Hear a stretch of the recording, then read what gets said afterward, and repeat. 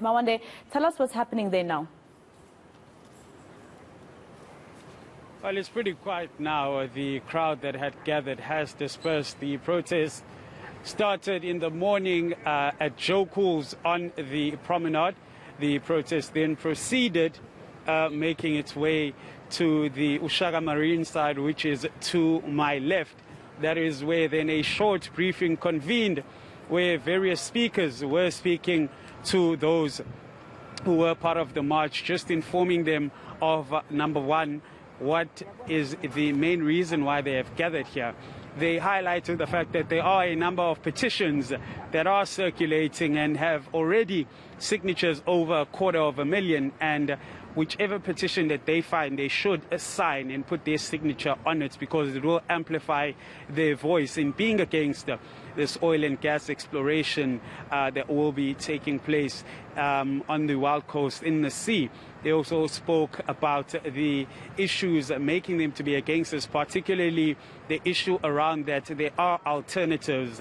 They can look at using wind turbines. They can look at using other forms of renewable energy to mitigate this and look at another way of, number one, accelerating economic growth through alternative power sources, as well as providing an avenue for additional income, as opposed to really exploring what Shell is going to be doing. So it was really quite a short one. There was quite a sizable crowd in terms of those that were involved. As you've said, there are fishermen, activists, various communities who are against this activity, and it's set to start on the 1st of December.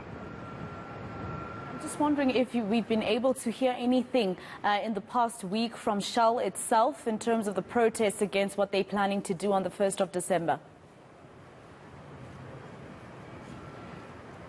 We haven't really had any word from them at this point in time, so we don't really know what their stance is. But in any event, when there is a situation where there are people protesting against actions of another company or institution, they will, in most cases, what we would see is that they will concede to the fact that there are people who have concerns, but go on to say that they have nothing really to worry about. But in terms of getting formal response or formal comments from Shell, that is something that we do not have at this moment.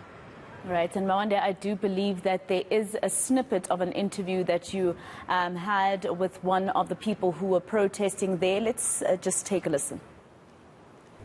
Well, in terms of understanding the realities of what is required from a fuel requirement, my focus is rather more of a pragmatic one as opposed to an activist opportunity. I'm completely against the sonic blasting. I think that the impact on the marine environment is going to be unacceptable. But what I was talking about today was understanding the reality that we don't need it. There are other alternatives. And that's what I was trying to get across today, is to explain the opportunities in terms of wind, solar, biomass and alternative energies.